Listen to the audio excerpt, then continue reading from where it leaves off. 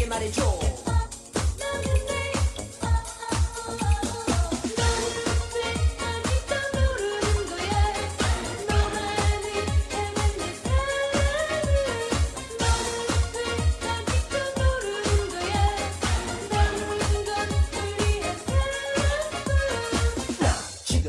뭔지 몰라 도대체 어떻게 그럴 수가 있나 이 세상에는 나보다 더 잘난 남자가 있다는 걸 알아. Hey guys, welcome back to Check the Vending Machines, a weekly pop culture podcast on the internet where two best friends get together, talk about pop culture stuff. I'm Jason, that's Zach. What's going on, man? Not much, man. Okay, I lied. This has been a busy week for us. A lot of stuff dropping, a lot of stuff happening, popping off left and right. Yeah. Absolutely. Yeah, series, movies, games coming out. The new Pokemon game came out. I'm about to dive into that shit. So, I mean, it's just like there's a lot going on, a lot to wrap our heads around. Yeah, absolutely. And I know that we won't get to give a couple of these things their own episodes probably. Yeah. So I do want to talk about a couple things. Okay. Before we get to the main topic of Ghostbusters. Yes. But we were talking before I hit record. Mm-hmm. We were talking about Cowboy Bebop. Yes. The Netflix show. Mm-hmm. And I just kind of want to pick it up from there. And you've only seen a couple episodes, but how are you feeling about it so far from what you've seen? Okay, I mean, I think my initial thought is it's not bad. It's fine. Like, it's not atrocious. And I don't hate it. I think it's a watchable show, and I think I'm not hate watching it, but there's just something in the back of my mind, and I don't know how to completely articulate it, but I'm watching it and it just feels like there's something that's like not clicking for me. Mm-hmm. And I actually am more interested to hear your perspective because you have no context with the original anime series. So for you watching it, I don't know how many episodes you were in. I think yesterday talking you were 3 or 4 in. I don't know how much farther. I'm 5 in now. Okay. So yeah. I don't know. Is it there for you? Like, is the show clicking for you? Like, how are you feeling watching it? No. I mean, I'll say it this way. I've seen the movie, right? And I had no context for the movie. Yeah, the movie doesn't really need context, honestly. I just heard the movie was good and it has cool fight scenes and cool animation, so I wanted to watch it. Really so good. I watched it years ago. But I had no connection to the characters. I just knew that this was cyberpunk space, whatever. Yeah. And the movie was fine. Never seen the show. Obviously, I know the characters just by visual. Obviously, I know who Spike is.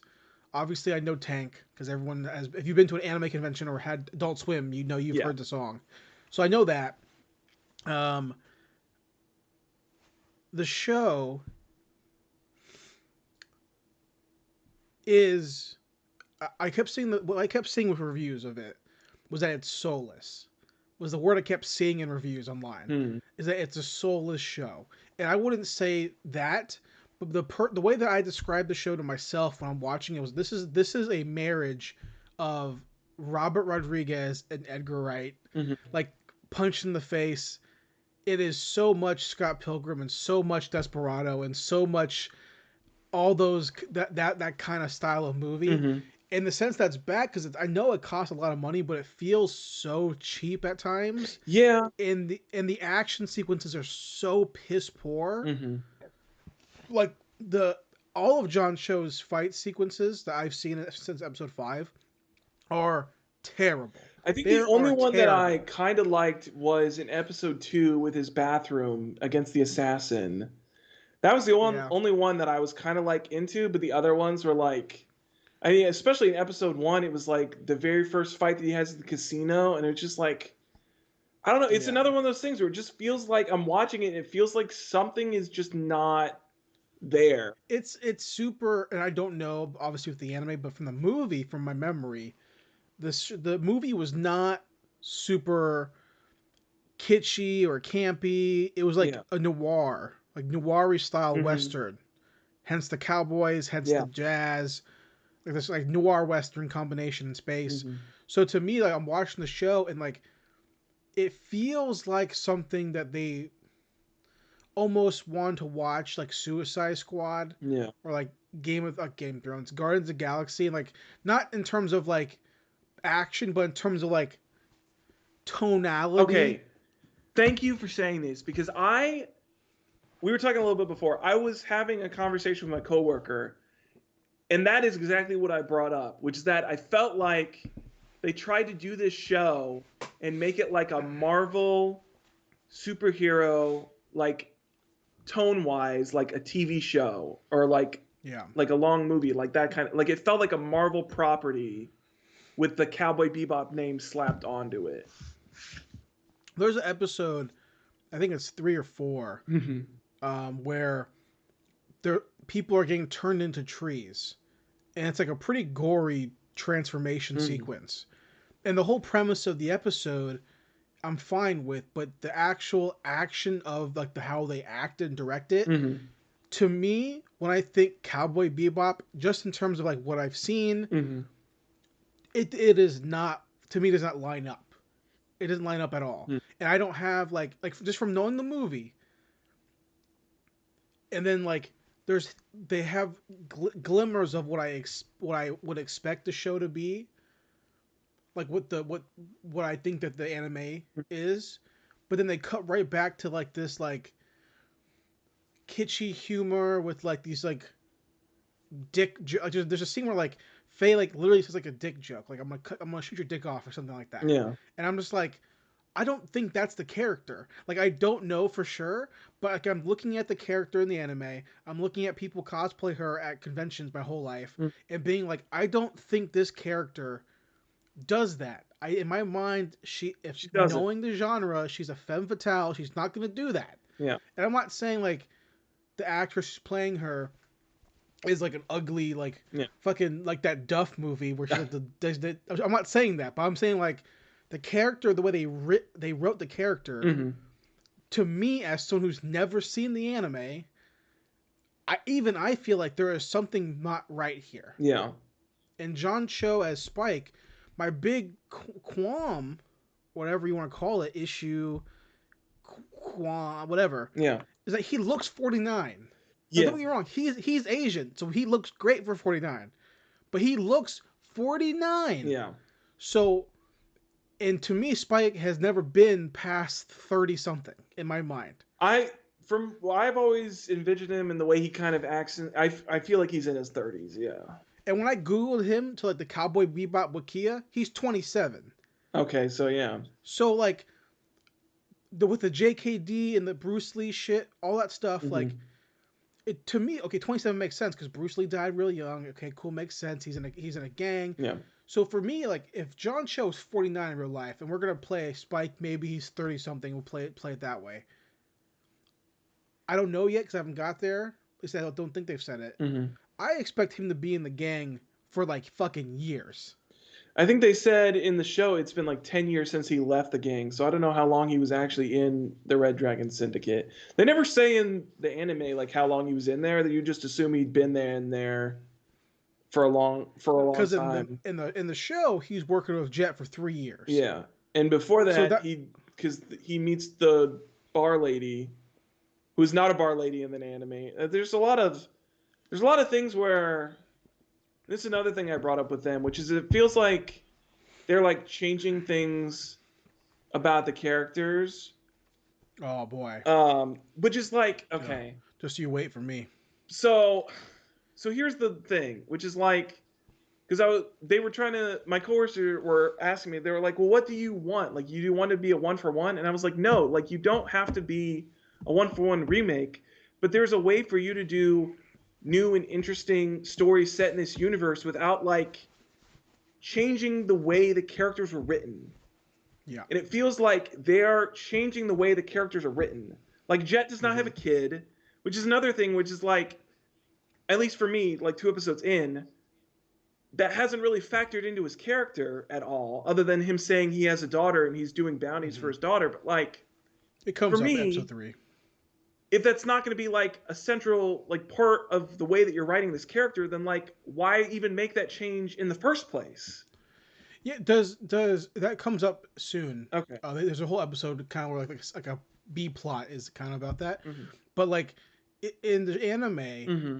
does Jet not know that that Spike was a red dragon? No, he does, and that's the other thing. Is like, I don't think he knows like at the very beginning, but like he learns at some point, and like it's cool with it. Like it doesn't even matter to like it's not even a big deal. Like he knows that. I think it's episode 5. I think is when it happens in the anime, which is like when Spike has his big meetup with Vicious after being thought dead all these years. Because I think that's basically when he like tells Jet that he was in the Red Dragons. He has to go fight Vicious and all this shit.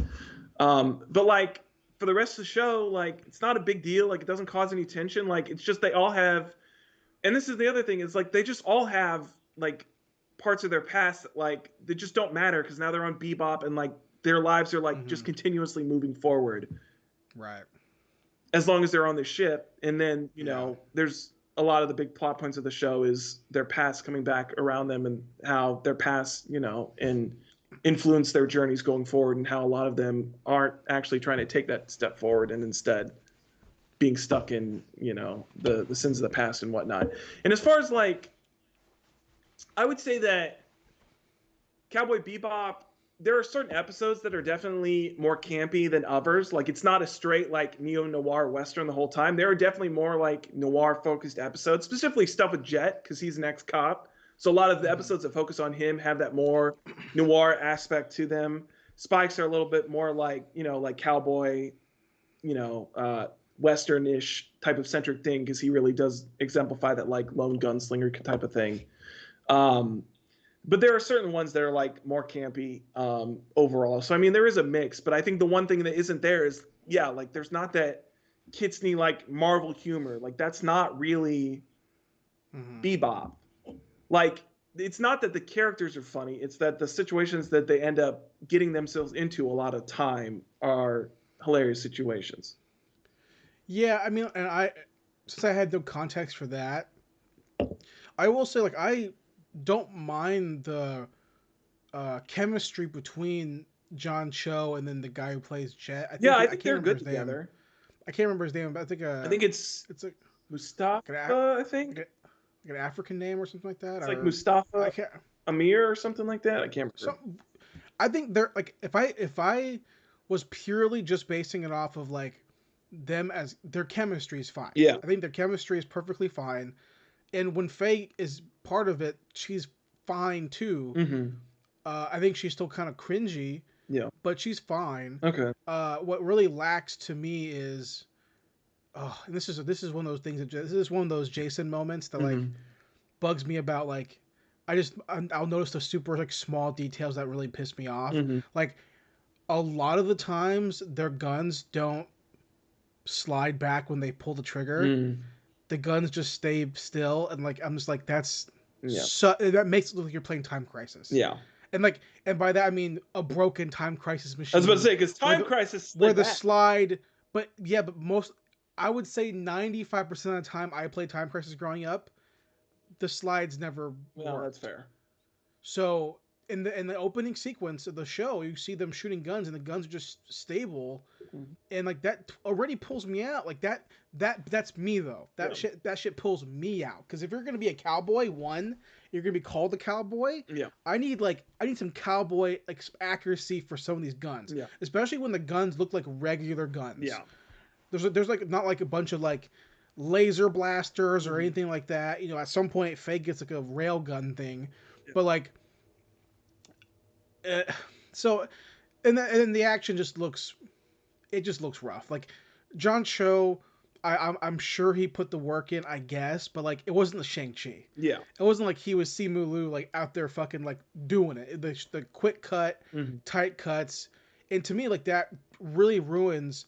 Because I've seen the movie, so I've seen the fucking janitor fight scene. Yeah. That shit looks fucking good. Yeah. Like a lot of like I expect that are like that. They're like pulled out and like they really give him the chance to like do the Bruce Lee flowing. Well, if you're gonna actually say he does JKD, I expect some JKD shit. Yeah. And like they don't lend it to the show because of the fact that clearly the actor cannot do everything. Yeah.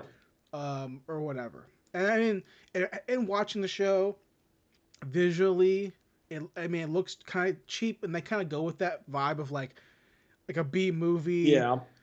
They lean into that like kitschy B movie style, Mm-hmm. which works for the most part. I'm trying to think what else. None of the bad guys are memorable. I know in episode 3, they get the dog. Yeah. And I know I've seen that episode before. Mm-hmm. Where they get the fight, they fight the guy with the afro. Yeah. I've seen that in that fight, or is it 3 or 2? It's the second it's episode 3. of the series Of the anime. Yeah. I think it's episode 3 then, but the 3 or 4, one of the two. I think it's episode 3 when the dog shows up, because the first 2 he doesn't. That fight fucking blows. Yeah. It's terrible. And because it's like, it's probably perfectly fine if you like Marvel fights. Yeah. But if you fucking grew up watching Sammo Hung and like shit like that, Jet Li, and if you've seen The Raid, you're gonna be like, this is fucking garbage. Yeah. If you've seen Extraction, you're gonna be like, this is fucking terrible. If you've seen John Wick, you're gonna be like, what the fuck are we doing? Yeah. And this is Cowboy Bebop, where the main character is known to be a martial artist. Yeah. So it kind of rubbed me the wrong way. Yeah. And I watched episode 5. And I said, you know what? Maybe I won't finish this. Mm. It wasn't like it was like terrible. I wasn't like upset. Yeah. I'll tell you what I was upset by. Mm. I was upset by Wheel of Time. Okay, lay it on. Wheel of Time. So the first 3 episodes are out of Wheel of Time. And for the record, I've said this in the podcast. I've said it in our D&D Discord with our friends. I am not a Wheel of Time fanatic. Mm-hmm. I am not a Wheel of Time massive fanboy. Mm-hmm. I read the first 3 books, and I had to fucking push to get through those 3 books. Yeah. Purely because we're Charlestonians by osmosis. True. And Robert Jordan is a full-blood, native-born Charlestonian, fucking all day long, born here, raised here, left for Vietnam from here, came back, fucking, he went to the Citadel, wrote every single fucking Wheel of Time book in Charleston. His wife is born here, raised here, from here, edited all his books. It's a fucking Charleston book. Yeah. He's buried in Goose Creek. Like he is a fucking 8-4 tree boy. So I felt respect as a fantasy fan to at least give it a shot. So I watched the first episode, and within 49 seconds, I had to stop until the next day. Woo! Because it was so... What you're talking about, Zach, it was so much worse. And the fandom is split, I'm seeing on Reddit. It's a split fandom. So I'll explain this real fast, and I'm not going to get too long into it so we can get to Ghostbusters. But in the Wheel of Time, there are 2 sides of magic. Okay. Right? And it's men can use one side, and women can use the other side. Okay. But men, when they use magic, they eventually go crazy. That's just what it is. There's no ifs, ands, or buts. Eventually, they go insane. Okay. So the Jesus character, the dragon, right? He saves the world, but ultimately will go insane by saving because he has to use magic. Okay. So it's like it's a double-edged sword type thing. So all the Aes Sedai, who are the women magicians, they are pretty much like it. They catch all the men who can do magic and they fucking destroy them. Okay. Basically. They take away their magic or they kill them or whatever. So there's very little men who can do it. If they are there, they're in secret, they're in hiding, blah, blah, blah, blah. Okay. Right? But the dragon, the Wheel of Time turns, and ages are reborn or whatever the fuck the opening line is. Okay. The dragon died, saving the world. He's going to be reborn. But the dragon's always born as a man. Hence the point about the threat about using magic. Okay. 49 seconds, Rosamund Pike, who's playing a Aes Sedai who's trying to find the dragon, says, we don't know if the dragon will be reborn as a boy or a girl. Turned it off. Because we know the answer. It's going to be a boy. The answer is, it's a boy. Unless There's not even they a question. fuck some shit up. It's a boy, always, 100% of the time, every single time. That's the point of the magic system. Yeah. Because if it's a girl, there is no point to be afraid. that the dragon's gonna go crazy and ruin the world because we fucking know if it's a lady, we can just take her in, teach her our ways, and then we're fucking fine. So the threat of the magic is gone. Yeah. But whatever. Someone on Reddit posted a theory about why they changed it. I don't have context for it. Even if, and one of our friends explained it to me in our Discord, and it's still, we agreed, him and our friend, shitty reasoning. If that's what they decided to do. Yeah. I come back to it the next day. Boy, they fucked up. There's 3 main boys. Mm-hmm. They fucked up 2 of them. God damn. Like, all right. completely. So one of the characters who's kind of like the roguish, completely ruined his character. They in the books, he's a good dad. They're good farmers, nice family. In the show, dad's a piece of shit. Family's poor. He's always dirty. He's a thief from the get-go. He's not a thief, really. He's just like a roguish character who's kind of lucky and gambles. Other character is like a wolf guy. Okay. Right? Like a werewolf? He's like a wolf man, kind of. He's like a connection to wolves. Okay. So in the like book, Twilight Wolf. much different. Okay. He doesn't turn into a wolf. He just has he can like listen to wolves, talk to them subconsciously. They can see him. They can talk to him. He's like a druid, but only for wolves. Basically, right? He's like a ranger and kind of, but just for wolves.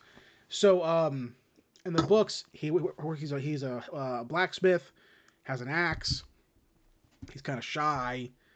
Meets his wife later on in book 3 or whatever the fuck, right? He learns about his abilities from a character at some point in book 1, I think, or book 2. I'm pretty sure it's one of the 2. Book 1, I think. They remove that guy that helps him like learn about his abilities, from what I understand. Who helps the wolf man? They remove that character, I'm pretty sure. Okay. But they made him married from the get-go in the show. Okay. So automatically, fundamentally, the character's a little different. And then in the first episode, he accidentally kills his wife. So now I'm like thinking, like, what the fuck are we doing? And then I go on the internet to see if I'm missing something. Are any of these the main Jesus? Or do you not know? No, okay, that gets even worse, dude. Okay. So in the book, Moraine, Rosamund Pike's character, she's searching for the dragon. She's trying to find a dragon, and she pinpoints these 3 boys in the town, the 3 main characters, because they all are the same age, roughly, and they were born approximately after however many long since the dragon, whatever, died. Right. And eventually we find out they're all like destined, kind of. Like they're all tied into the wheel of time. Okay. Which is like super duper absurdly rare. But it would make sense because tied into the wheel of time? Like like fate will go out of its way to like weave around you because you're important to fate. Interesting. And it makes sense because they're near the dragon. Okay. You know what I mean? So it's like, okay, the fate's wheeling around you because the dragon might need you, kind of thing. In the show, they say there's 4 of them. So they include the 3 boys, and then they include one of the girls. And to me, it ruins one of the girl's character arc from where I'm at. It kind of ruins it because she's cool as it is. So they're changing all these things. That, like, maybe if it was like, I'm trying to think. If it was something I cared about more, I would be like, I would be furious. Right. But I'm on these Facebook fantasy groups, and it's like 50-50. Like, young people are like, I'm perfectly fine with it. I understand what they're doing.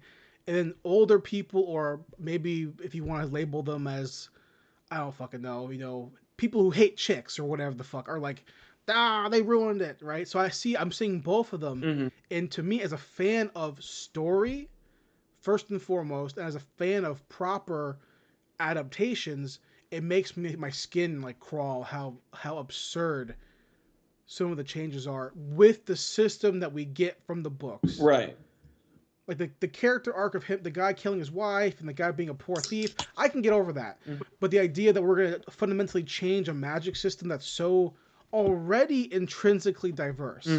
Like in the books, men are shit. Like women control the world. Right. In the Wheel of Time, and that's kind of one of the flaws of the books, that Robert Jordan can't really write women that well. Mm-hmm. They all end up becoming versions of his wife. Ah. But like, they're all, and a lot of them are shitty. Like they're super hungry, powerful, shitty ladies. Mm-hmm. Like what's her face from Game of Thrones? What the fuck was her name? Cersei? Which one? Cersei, yeah. Worse than Cersei. Worse than Cersei. There's a whole group. Ain't she the bitch that like blew up a church or some shit? Well, so the Aes Sedai have different colors, right? It's all mages. They have different like focuses. Mm-hmm.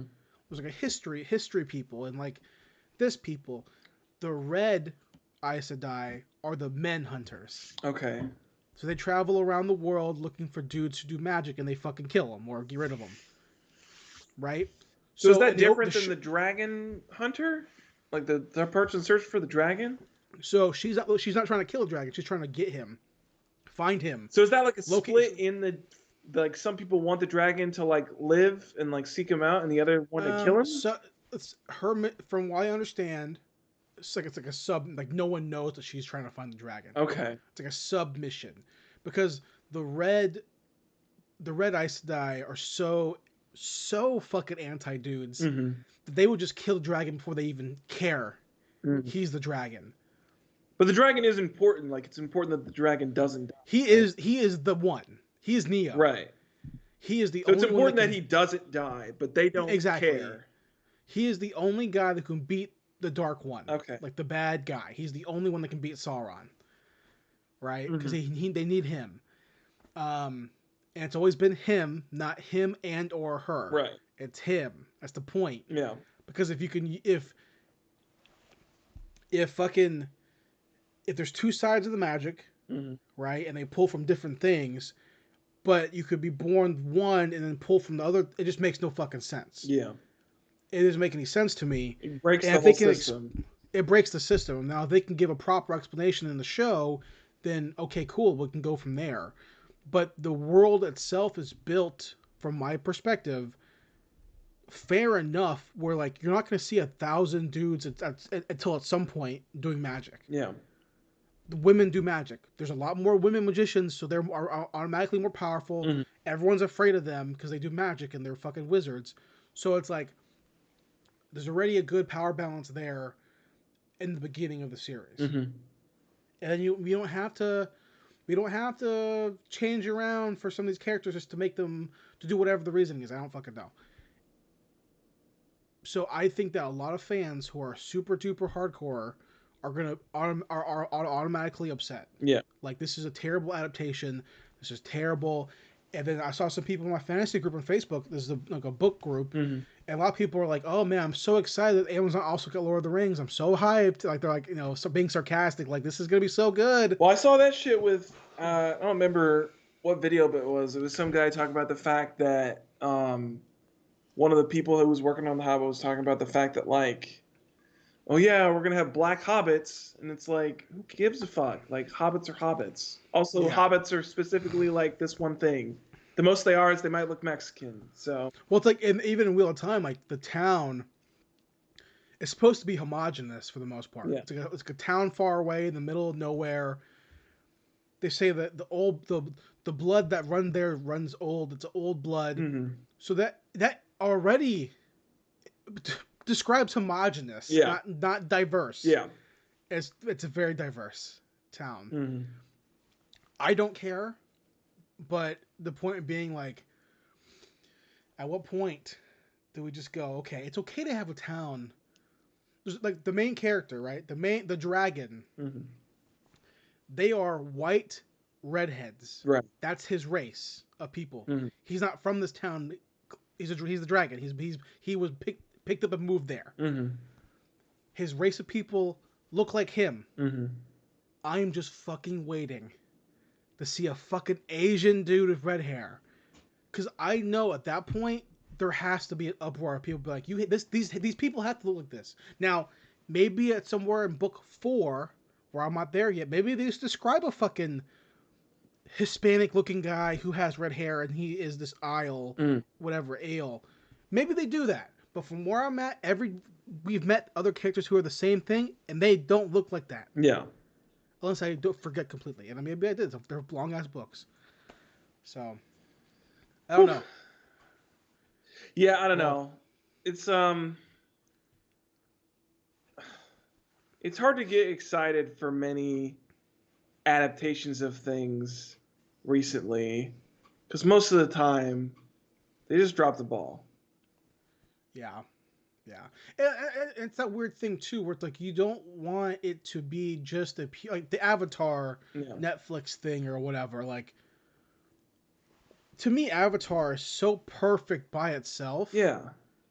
That if you're gonna do that, you need to just fucking commit to doing that frame by frame, like thing by thing, because that is so perfect on its own. If you're doing an adaptation that doesn't add to the legacy, all does is subtract from it. Why the fuck are we doing it? Yeah. That's kind of where I'm at with it. And like Wheel of Time, people love it. And it's so great, and you can condense that and make it more accessible. Right.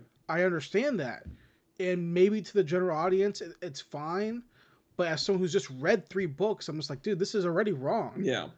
I'm already seeing errors in it, and I don't even fucking care enough to be like. So let me ask you this: in the show, do they talk about the fact that like only men do like this certain type of magic, and only women do this certain type of magic, and like it's segmented off? Like, do they explain like they do in the books, like how that magic system works? Not in episode 1. I only watched the first episode. Okay.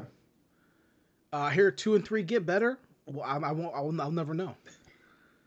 I'll never know because it looks cheap as fuck. Yeah. It looks fucking so cheap. Yeah. Like when Rosamund It's Pike's funny to me character. that these shows can simultaneously look really expensive and really cheap at the same time. Dude, and no one on fantasy book YouTube is wants to fucking say this.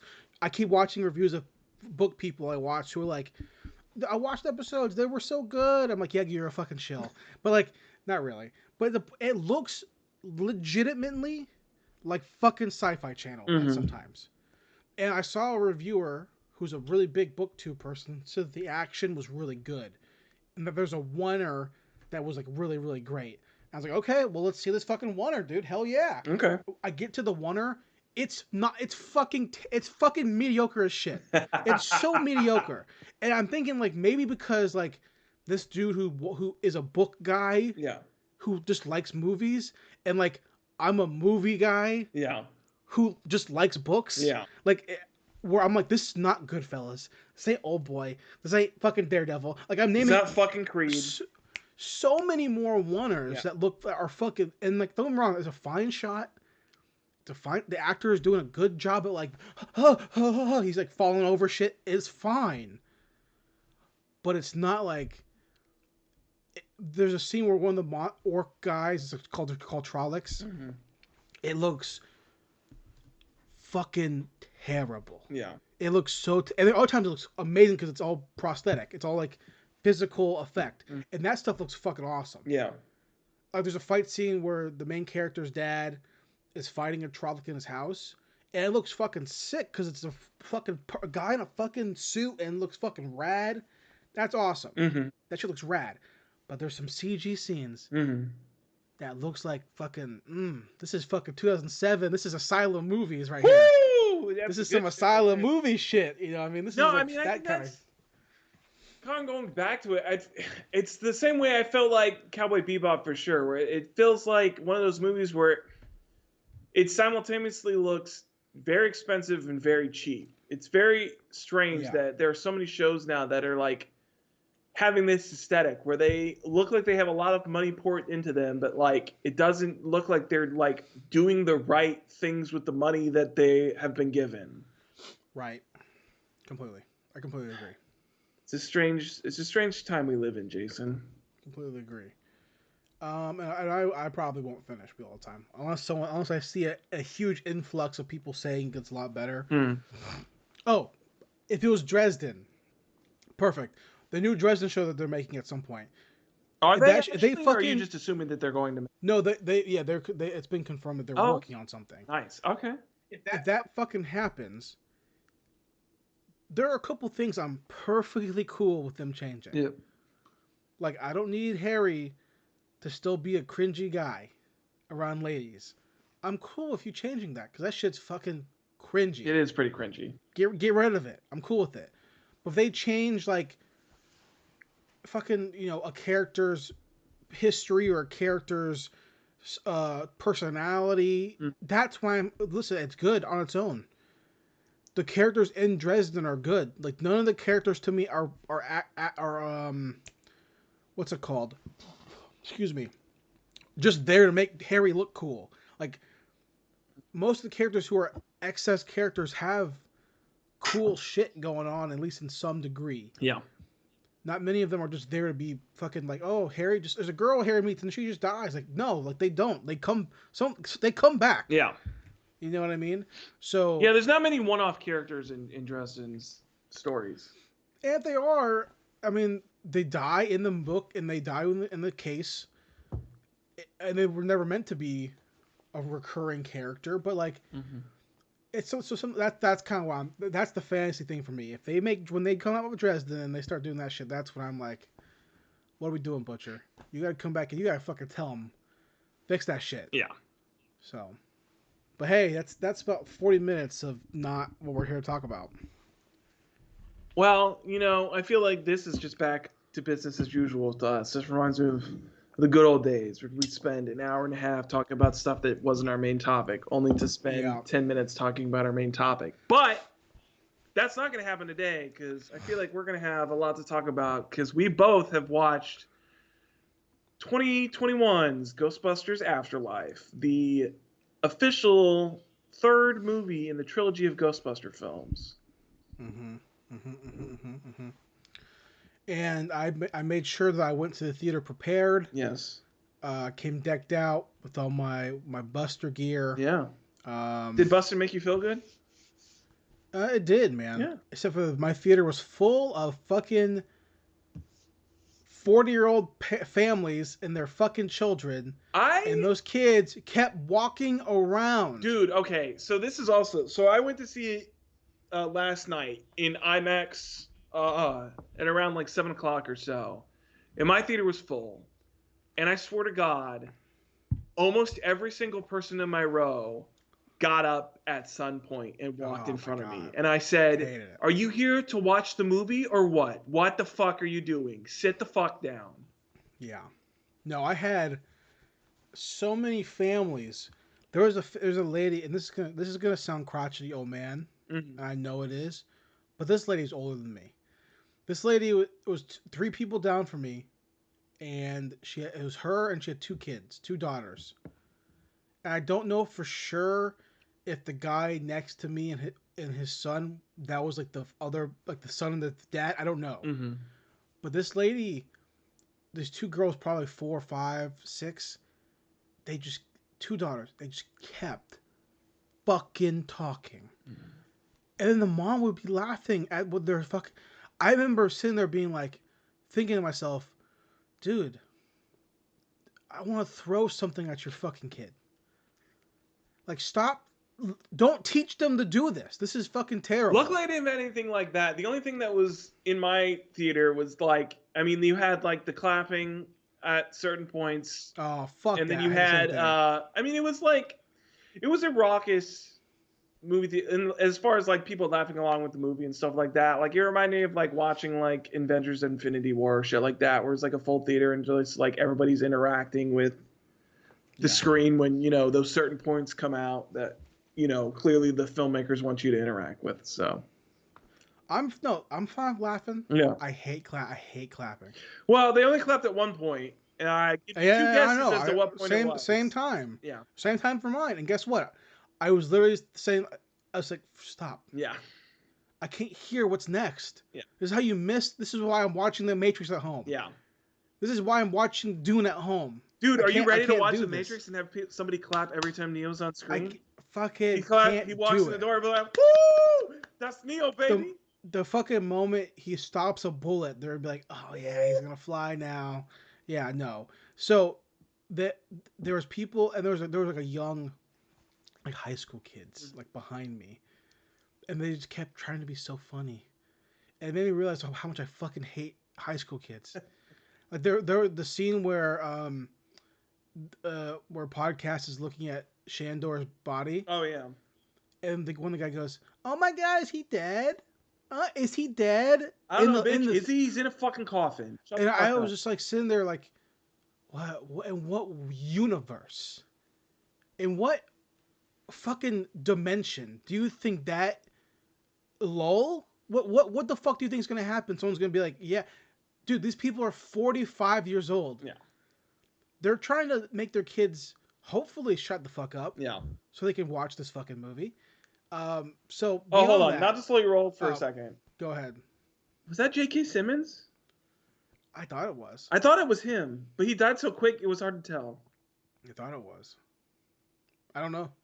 I'm I didn't interested Google it. if J.K. Simmons is officially Ivor Yvonne. Shandor. So, Ghostbusters Afterlife. Yes, Zach, we've been waiting for a while for this movie. long time, a year. What? Almost more than Ha- a year. 2 years, I thought. Well, I was considering a year as like it's a year longer than we should have had to wait. Well, we waited for it for 2019. Yeah. And then we had to wait again for it. Yeah. For it. So, how'd you feel? What did you expect going in? How'd you feel walking out? What's kind of the general feeling? I don't know exactly what I expected going in. I think it's what we talked about before, where I don't think my expectations were too high. I definitely wasn't expecting it to be as funny as it turned out being, because that was something that I think all promotions for it had kind of played down, that there was really not that much humor in it. Yeah. So I think that was something that was unexpected to me, just how many jokes were in it and how many quips they were able to put. Yeah. And I was happy with it for the most of all. I think a lot of the writing for it was pretty solid. I really don't have many complaints about it. I mean, honestly, I texted you after I got out. I kind of love this movie. Yeah. I enjoyed it a lot. I have one complaint. Yeah. I'll get to it later. Okay. But I went in expecting Stranger Things, Mm-hmm. and I got that. I was about to say, you kind of got that. I got that. I went in, and I'm pretty sure I mentioned this last week. I think I did. That maybe I didn't, but I feel like I did. You can tell me if I'm wrong. Mm-hmm. Did I not predict the father-son Kamehameha? Fucking. We definitely talked about that. We talked about Gohan level 20. Did we? Was that in reference to this or not? I think it was. I'm pretty sure it was in reference to like they're gonna do a I think father-son Kamehameha I think with we were Egon. talking about the fact that you had seen stuff that Harold Ramis was going to be a ghost. Yeah. And then you predicted that they were going to father-son Kamehameha wave to defeat Gozer. Which is basically what happened. Which is what happens. No, so I walked in with literally no expectations, because after a movie's been delayed twice or however many times, It's hard to get really super excited for. yeah, I'm like, okay, just give it to me and I can walk out and whatever. Man, I'll say this right now, Zach. Tell me. This was the best Ghostbusters movie. Shit, dude. This was the best one. Because it's exactly what I said last week that I prefer Ghostbusters to be. I think for you, it's probably the best one. I think for me, I still prefer the first Ghostbusters, but this is like close with it. This was a really good Ghostbusters movie. But my point being, this was a paranormal movie with jokes. Yeah.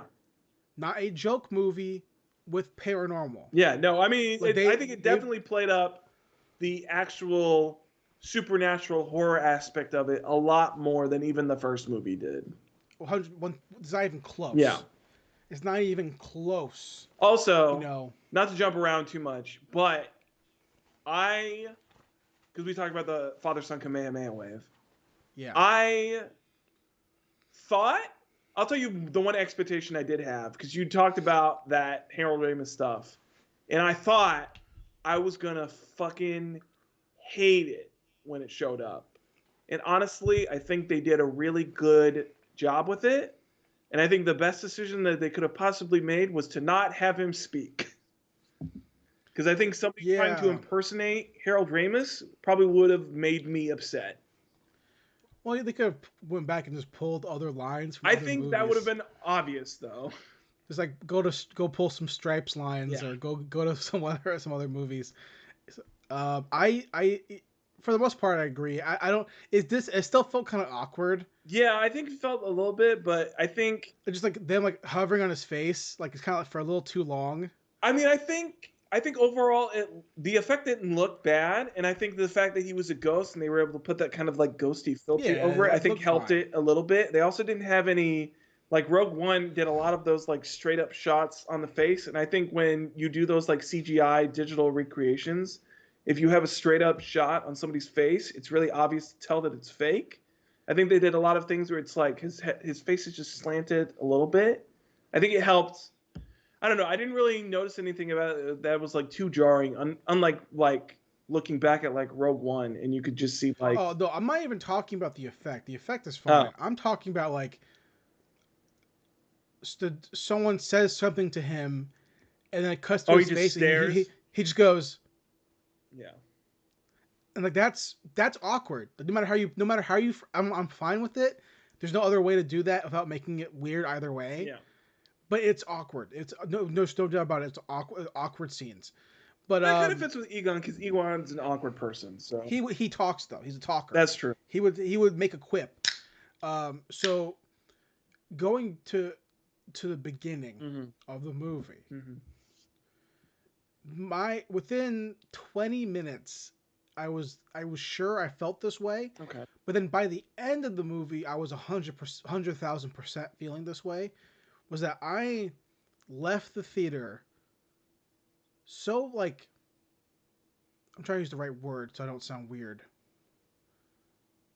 I felt so charmed by the main girl. Yeah, I enjoyed her a lot. It was strange because she's basically Egon Spengler as a child. As a child. And it feels weird that character type works as a protagonist. But it does in this movie. I think it's because she's, as a kid actor, she's really good. Yeah. At least in this particular role. And then the Asian kid is equally funny. I thought I was going to actually hate him when he first showed up. Me too. I was like, oh God, I thought he was going to be like that annoying character. And by the end, I was like, you know what? He's fine. I got you, funny. Podcast. You're a good kid. He's funny. He makes funny jokes. Yeah. They're funny together. I think definitely those two together is the highlight of the movie for me. I think they play off really well off each other. The weakest link for me is I didn't even catch her name. The black chick. I didn't even catch her name. Well, yeah, I was saying that too. Where it's like, I was talking about my coworker who's a big Ghostbusters fan, and I was like, it just felt like she was superfluous to the team. Like she didn't really do anything. Like she had the one bit at the end where she like we needed her to turn into a terror dog. She immediately like gets taken out and is turned into a demon dog. So. No, we need her there at the end scene to be a terror dog. That way the mom can see Ramis. Yeah. Like she's only there for numbers so we can make her into a terror dog. Yeah. That's purely what it is. Because if we do that, then, we can't have one of the kids turn into a terror dog because then can we get them out fast enough to see the ghost? They're not going to have that. I mean, I guess you could have had, no, because it has to be a girl because it's one guy and one girl. Yeah. So, yeah, I would have So it really is purely just for that. But Finn Wolfhard's character completely, it's like, I thought he was going to be a big part of the movie. He's barely in there, and I'm fucking glad. Yeah, I definitely like that I'm definitely happy that they focused more on the girl and her journey throughout this. Yeah, that to me was the smartest Paul Rudd, choice. fucking fantastic. I loved him. Yeah, he played Paul Rudd. Yeah, he's Paul Rudd. I like Paul Rudd. I mean, look at Paul Rudd. Look at where he is. I mean, the mom was really funny. She was funnier than I thought she was going to be. She played that. It's weird because it felt like her and Finn Wolfhard both kind of leaned into like the Bill Murray type of like that dry humor. Where I mean, the daughter's obviously Egon, and then I guess podcast is supposed to be like the Dan Aykroyd, but yep. But yeah, And it's then the weird black that, like, and the Finn black girl and is the his black mom, guy. The what? And the black girl is the black guy. Yeah. Barely in the But movie. she's like has less to do than even Winston did. Like at least Winston was like there and like doing shit. I I so I was in the movie theater Mm. and I was very surprised at um how fast they moved into the haunting and how apparent they really like, yeah, this is a ghost haunting the house. Like they like fully like went into it, they leaned into it. They didn't, and I'm thinking like, why, and this is just movie logic obviously, but like, why didn't you just show up? You could have just shut up. Because in all the other movies, when ghosts are haunting, the ghosts can eventually show up. They just show up. Are you talking about why Harold doesn't show up? Yeah. Yeah, I mean, I guess he kind of does. I mean, I thought the shit with him as the lamp was kind of cute, but It was Pixar cute, but like, yeah, if the fucking blowjob ghost can be there, why can't Harold Ramis at the house he died in? yeah, I You don't know. know? There's not really a good. I mean, No, it's none of the movie logic. Ghostbusters movies. There's not a It's good just explanation for like why that is the way it no, is, it's just but it's movie shit. I yeah, get that, but it's like, okay, if you can do all this other shit, because that's like a lot of like paranormal activity yeah, to be like controlling the lamp, actively controlling the lamp, Mm. all this stuff. Just show up, dude. yeah, Like you could. That's clearly that's like if you're gonna be a force ghost, just completely force ghost it. You yeah. know. That's fair. But I enjoyed the fact that the movie itself really relied zero on the previous movies. It had nothing to do. It's I mean, like other this than shit like the happened. Gozer stuff, But even then, it's like, yeah, you can have no knowledge of Ghostbusters 1, and they just tell you, yeah, shit happened. They beat yeah, him 30 years ago. Now she's back, and then we're gonna beat him again. yeah, That's it. You don't even have to worry about that. They don't break it down like you need to know. And even when they talk to Gozer, Gozer doesn't say shit about it. not until the boys show up. Yeah, I mean, even then, it's like, is Gozer asking the question again because it's a funny joke, or because like that's what he or she has to say to prepare Well, it can't annihilation? be because the little girl walked in front and she didn't ask the little girl if she was a god. So, But she said maybe she's young, so she's is like a fucking the what's it called, the fucking sacrifice. I don't thing. know. I also love the I girl's attempts at humor, and some of them were Yeah. actually pretty funny. I can't remember which of her jokes were funny, but I definitely laughed at a few of them. The triangle one was The funny. triangle one was funny about her being, yeah, the obtuse thing, and then Mhm. there's another one that I actually chuckled at half loud. I can't remember. It wasn't the one. It wasn't any of the ones that she said to Gozer, but it was one of the ones before that. But And this is plot line nitpick, and I'm still fine with it, but I kind of thought it was stupid. Like if you're Paul Rudd's character, if you're Gary Gooberson, Gooberson, and you know Gruberson, that Ghostbusters were a thing, yeah, and you believe in it, yeah, why the motherfuck would you open a ghost trap? yeah. I don't get that part either. Like if you believe in it, you clearly do. Yeah, Why would you open it? you know You know that it's active. if it's an active trap, there's something in there that shouldn't get out. So yeah, I don't know why you would open to that. Why? Also, I for real thought that he was going to be dead for a long time. I don't know why. Do Paul Rudd? No, Egon.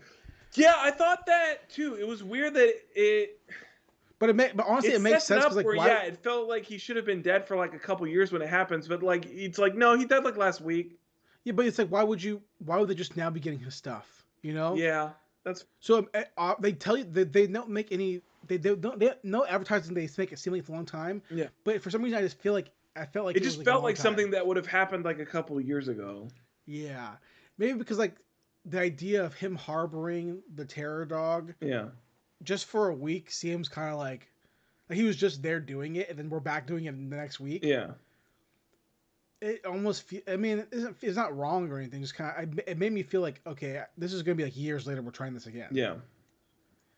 I saw an initial spoiler from a few months ago that ended up being wrong. That the town itself was going to be a cult, all worshiping Gozer. Yeah. I mean, And I kind of like that idea. Actually. it's like half. I mean, it's not like the town's a cult, but the whole town was built by Shandor. So it's like the whole town was like built to serve the purpose of summoning Gozer, essentially. Yeah, but the active people who live there. But don't yeah, know it's that. not like there's an active like Gozer cult in the town. But the spoiler I saw on Reddit, and clearly it's wrong, Right. was that like no, they don't like Egon, and they kept saying that. I'm like, oh, perfect. They're about to go into it. There's gonna be a cult. Also, they don't like him; they just don't know him because he's just a dirt farmer. Well, but even like with the opening line from the fucking burger lady, we're like, yeah, no one's gonna miss him. Oh, like, I'm well, like, yeah. people think he's weird. They're gonna hate him. Even when they when the Ecto was driving through the city, the town, it almost looked like the people who looked at the car. It could be either way. Like, oh hey, that's a weird car, or hey, that's the Ecto one, or hey, that's a car. That's a hearse, or fucking shit, Ghostbusters are here. Like I couldn't tell which one it was. And I was kind of hoping that it would be like, oh no, we have a cult. We're gonna like the opening scene to Sherlock Holmes, the Guy Ritchie one, where like they have to bust in and save the girl from the fucking evil cult. No. I kind of think that would have been a cool storyline.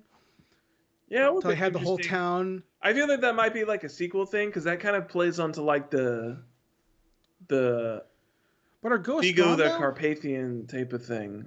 Where But, like I feel like a Vigo type of ghost would have like a cult town I that he, didn't like takes over. stay for the post-credit scenes. They're good. I mean, the first one is 'Cause like I- literally just a joke scene so that they can have Yeah. a cameo from Sigourney Weaver. And the second one, the second one's good. I mean, it sets up. You've got Janine and Winston talking, and it basically sets up the fact that like he owns Winston Firehouse. takes the Ecto One back to the firehouse because Winston's rich in Afterlife, so he eventually sets up that he bought the firehouse back and he takes the Ecto One there, and so it's basically setting up that like the next movie is going to be them back in New York with, I guess, Winston being like the Luke Skywalker for like a new group of Ghostbusters. Are no ghosts? We beat Gozer. So like, what's? Yeah, I don't know. I mean, that's the problem with all of these movies is that they've all kind of centered around Shandor and Gozer. Because even Vigo the Carpathian, I think that had something to do with Shandor too, right? Didn't it? I don't remember. I don't remember. But yeah, it's always been around like some. I mean, if it takes the point of these three movies, then it'd just be some other big bad ghost that somehow like draws other ghosts to it. That seems to be like the main plot point of Ghostbusters movies. Is there's a big bad. It just feels weird to be like draws other ghosts to it. It just feels weird to be like, hey, Ray, why? Yeah, we don't have enough. There's not enough ghost busting anymore. Yeah. Okay, well, it's New York City. There should be ghosts. Like, you know what I mean? Yeah. So I feel like if you beat Gozer again, and now Gozer's not back in. She's not pushed back into the dimension. No, she's in a trap. Yeah. Like we've trapped her. Like Gozer's gone. Like she's not getting out as long as the trap is clear. And I don't want to do another movie where, oh no, Gozer got out. I don't want to watch. Yeah, I mean, after this one with 2 movies of Gozer, I'm done with Gozer. We can put Gozer away. So yeah. I need something like, I don't know, something cool. But beyond the point is that Vlad the Impaler. Go. Somebody. I mean, the whole movie. Vigo, but... I had a great time the entire time. I laughed. I thought it was, all the action was good. I loved all the like solo ghost hunting moments. That stuff was really cool. I like the idea of like, and it's the small things where it's like the Toronto one, like it makes even the full size busters like, oh yeah. So watching Phoebe do it, just like pull side the pack on, and it's like this big blast, and like it's the small things like that make the universe feel more in depth, which really made me happy. And I think I liked what other big thing that I really like about it. I really like the podcast, but he had I like podcast. Good timing, some good timing on his jokes. I I liked seeing Bill Murray look like he gives a shit to be in a Ghostbusters movie, which was a strange thing to see because everybody knows that Bill Murray fucking hates Ghostbusters now. Yeah. So it's weird to see him be in this movie and like pretend to give a shit. I think there's one thing that I thought made me cringe, which is when the sheriff says, "Who you gonna call?" And I'm like, Yeah. that's the most. And up to that point, everything else in the movie had been like solid, and then you get to that, and I'm like, why you gotta ham fist that in? Like, come on. Yeah. Well, and then those teenagers when that happened, Yeah. they were like, "Oh, Ghostbusters!" Yeah. And I remember thinking like, I want to shoot you. Yeah, Like, and then can I there's the turn other around and Paul blow you? Rudd thing where it was like he meets up with the mom when they're demo dogs, and he's like, "I like your eyes" or something like that, and I was like, "What the fuck are we even writing right now?" Like, I'm fine with that I don't know. because that's a very like Lewis thing. Also, no Rick Moranis. What the fuck? Well, he already said he's not going to be in it. I want him to be in it though. I miss Lewis. He made a choice. I know. He chose. He'll be in Honey I Shrunk the Kids, Yeah, but he won't be in exactly. Ghostbusters. His franchise versus the franchise he played a character in. Go back. I told you Tully, that. man. I told you I rewatched for the first time in 20 years Honey I Shrunk the Kids a few months ago on the podcast. Yeah. And I had a great fucking time with it. You should rewatch that shit. I do need to. This shit's fucking good. I haven't watched 2 or 3 or whatever, but just watch the first one. It's fucking what good. was it? Honey I Shrunk Us? What is it? That's the third one, I think. Second one is Honey I Blew Up the Baby or whatever. What? That's it? Honey I Blew Up the Kid. It makes the baby big. Huh. Interesting. And then 3 is Honey I Shrunk Ourselves. It's like a bunch of parents. Yeah. But only the first one I cared about. Yeah. And it's fucking good. No, but I think overall I was fairly happy. I was surprised with how happy I was with Ghostbusters Afterlife. I think it did a really good job of. I think, contrary to stuff that we talked about earlier in the podcast, I think it did a really good job of keeping true to the lore while also trying to do something a little bit different. Yeah. Yeah, I agree with that.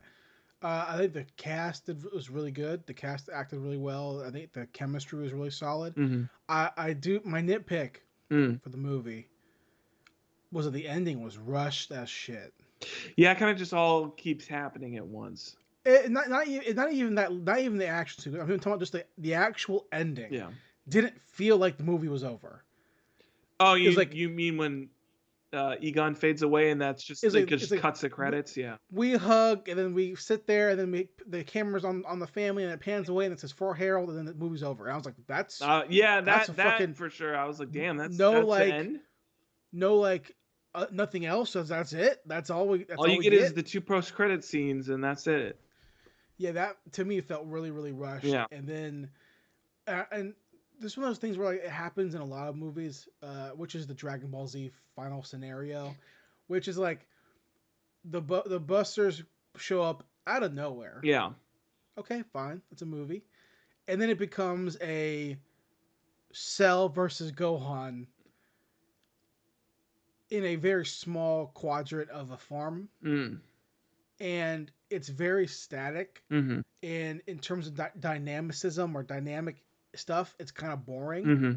Even though it's flashy and there's a bunch of stuff going on, but it's like everyone's really stationary. Yeah. For the final confrontation with this god. Mm-hmm.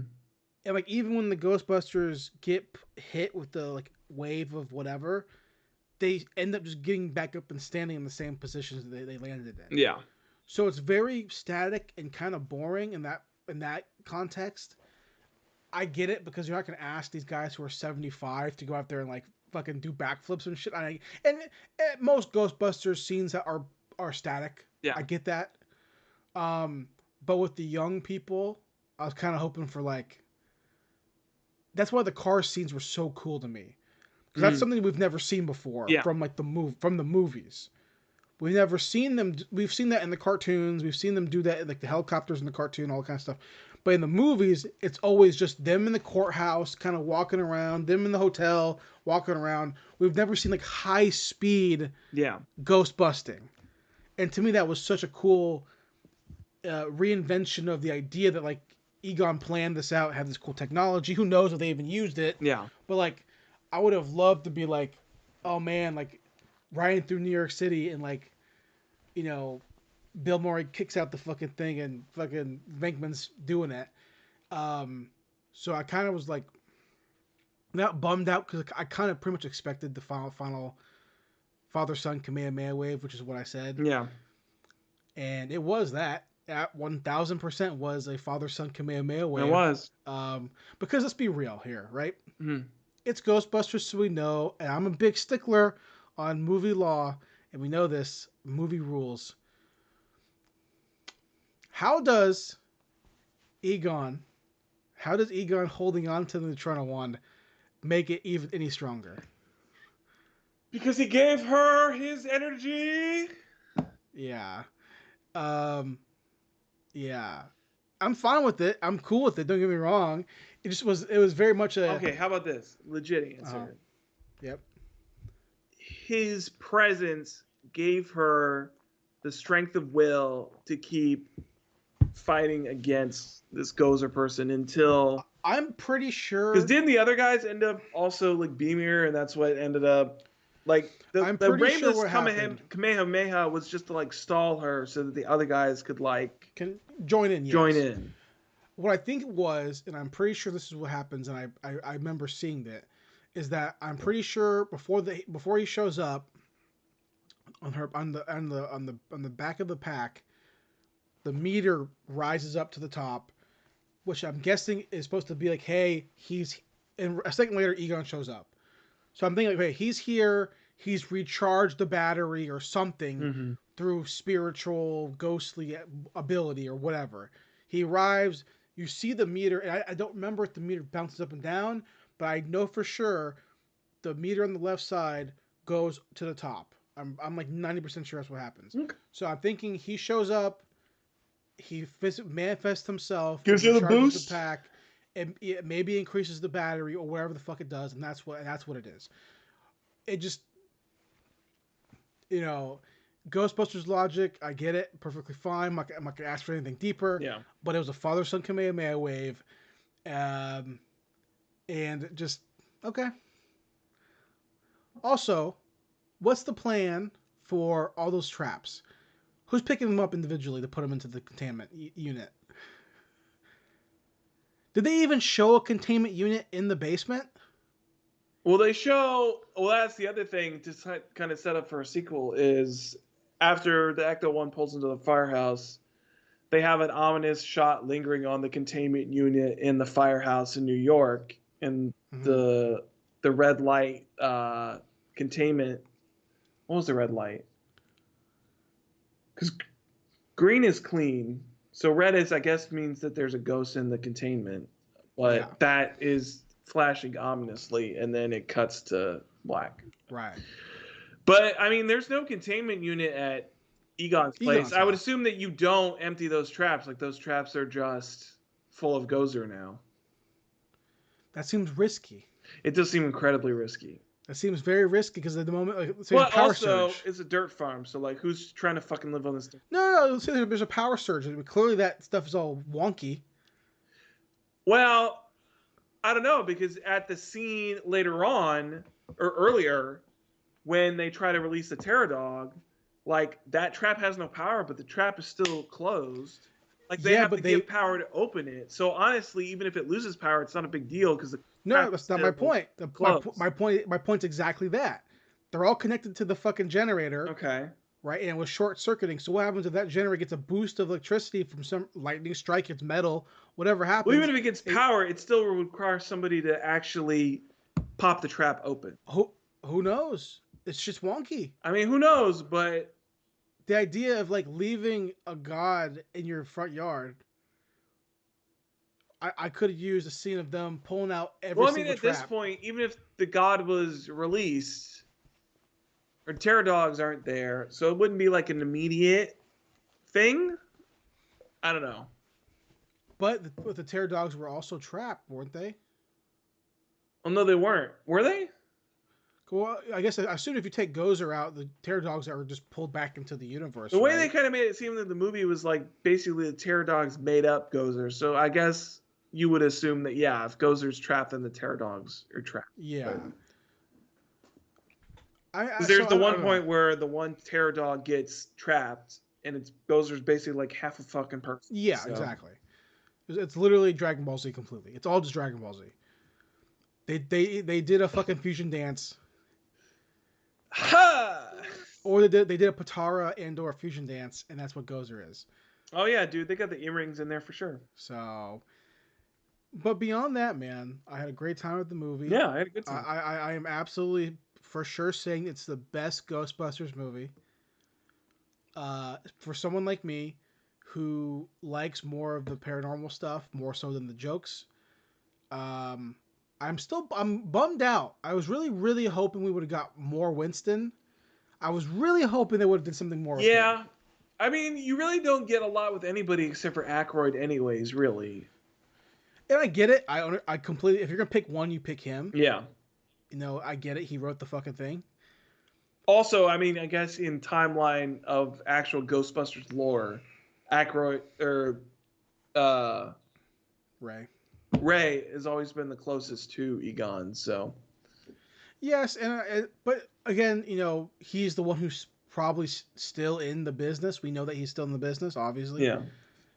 So I get it. I get it from the behind the scenes perspective of it being his baby. Yeah. But I do wish there was more. Yeah, I wish there was more Winston for sure. Just to give him something, because this feels unfair. Yeah. And Well, you know, hopefully if the tease turns out, maybe he'll be a bigger part of the next movie. Because they're going to make a sequel at this point, because if my theater's any indication, this movie's going to make a fucking boatload of money. So I hope so. There's no way they're not going to do a sequel with them. I hope so. And I hope that they. I don't know if Jason Reitman's going to do it again, though. So that might be a different problem, but... You know what they're gonna do? Huh. Here's what they're gonna They do. bring Paul Feig back. That's what they're gonna do. I was watching this earlier, but I didn't finish it. But I'm going to finish it now after we're done doing the podcast. I was rewatching one. Honestly, dude, legitimately, if I did a top 25 movies, I don't know if this would be on it, but top 50 for sure. Okay. I was rewatching 2009's Star Trek. You think J.J. Abrams is going to do Ghostbusters? They're going to get J.J. He did Star Trek. Who else is the master of the fucking sequel reboot? He did Star Trek. He did Star Wars. Yeah, but I mean, at this point, if they did a sequel, it would be set up for a new trilogy of Ghostbusters movies. And if there's anything we've learned from the two franchises that J.J. Abrams has had his hands in, outside of the first movie, the others don't do quite so well. They make money though. Do they? They make Star Wars. They do. Yeah. Star Trek would have definitely had a fourth one if Anthony Yelchin didn't die. And even now, I'm pretty sure they're working on a fourth Star Trek movie made that much money. I mean, it didn't make as much as the first one, but it definitely was. They were talking about making a fourth one until he died. Were they? Interesting. Go back to our podcast 6 years ago. We definitely talked about it. I'm sure we did. I know we definitely talked about Anton Yelchin dying, but way before they talked about the Quentin Tarantino Star Trek, they were talking about doing a fourth one. And I'm pretty sure now. Quentin Tarantino's been talking about all sorts of fucking movies that he's going to try to make. But I'm actually pretty sure now that they brought it up again. I'm pretty sure. What, a new Star Trek? Yeah, I'm pretty sure I feel like I saw it recently. I don't know. I just don't care about them making Star Trek anymore. Let's see. Discovery's such a shithole.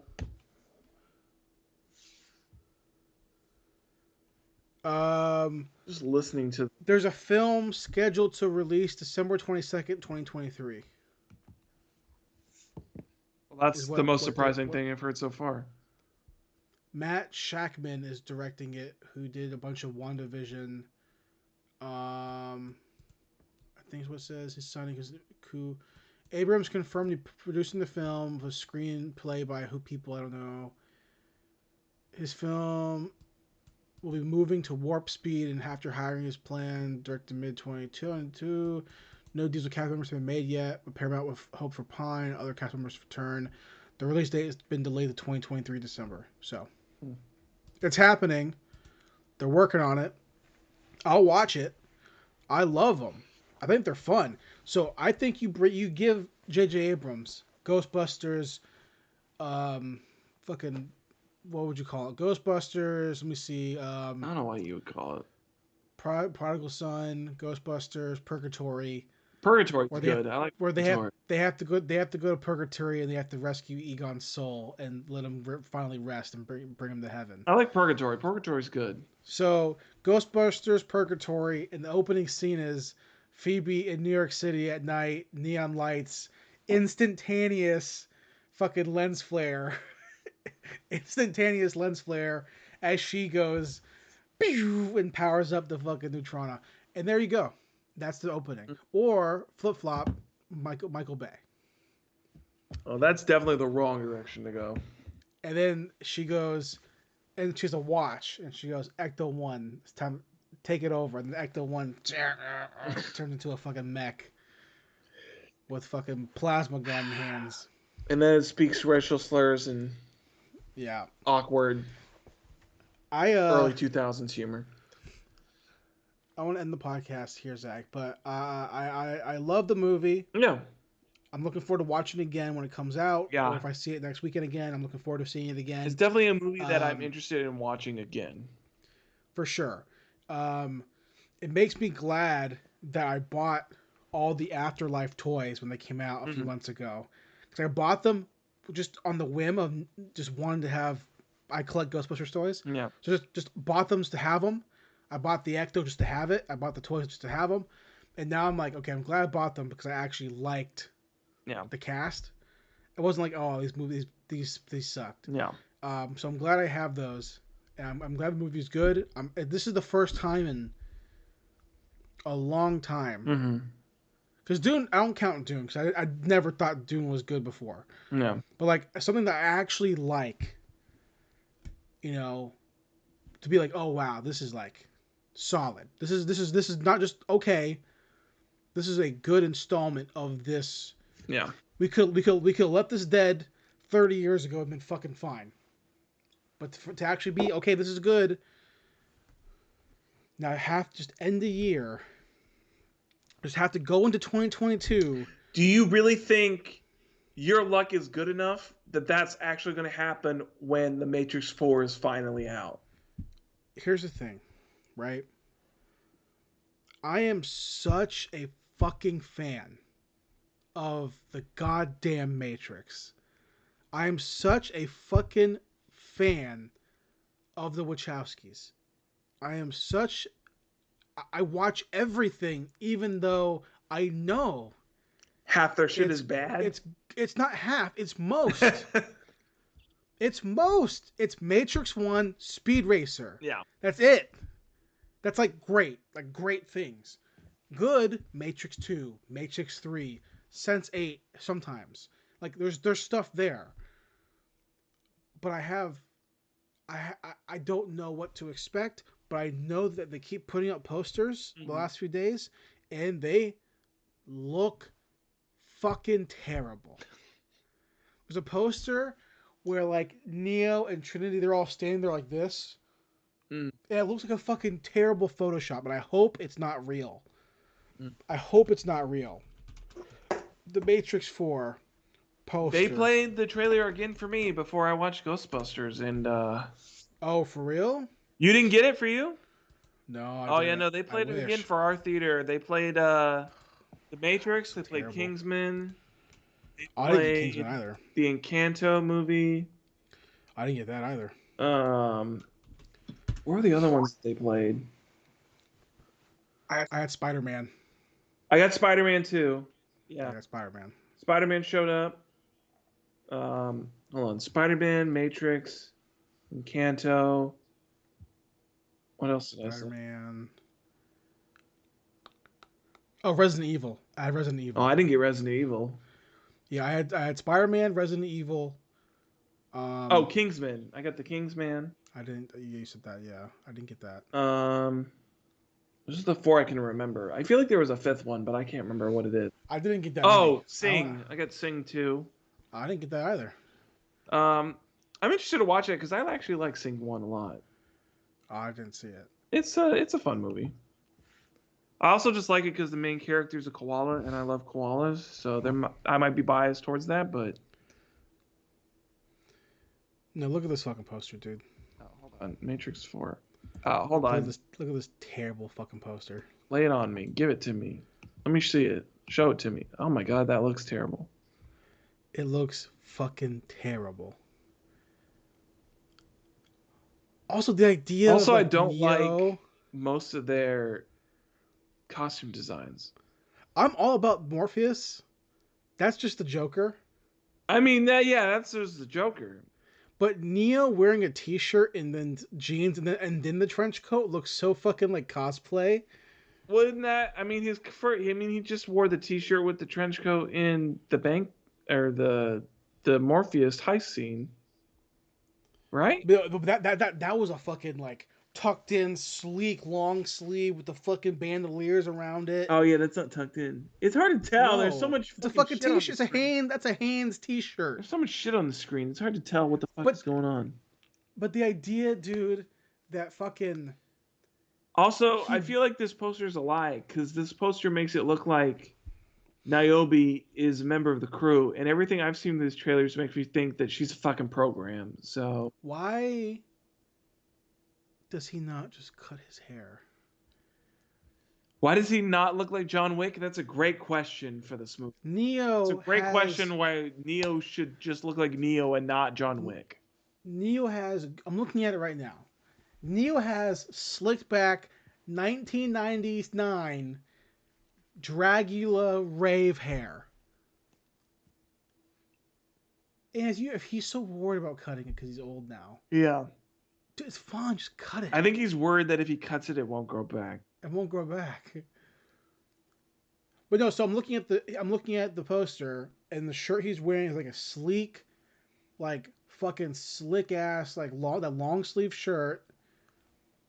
Like tucked in, looks super smooth, like looks like a fucking rave, like a neon, like it looks like fucking like a neon club. Not a Hanes Walmart 4-pack for fucking $15, and then a fucking regular trench coat over it. Like, there's no reason he shouldn't just be wearing that fucking China long sleeve trench thing that he wore in the Reloaded and Revolutions. Yeah, and Revolutions. It literally looks like he like because that's the best outfit. It looks like he was just like coding a program one day, and they went, oh, "I'm Neo," and then like went to a fucking Goodwill and then bought the first trench coat he saw, and then walked out with a pair of sunglasses and went, "Here we go." Here we go. So, well, guys, thanks for watching. Thanks for listening. We'll see you back next week with more Check the Vending Machine. Check it, guys.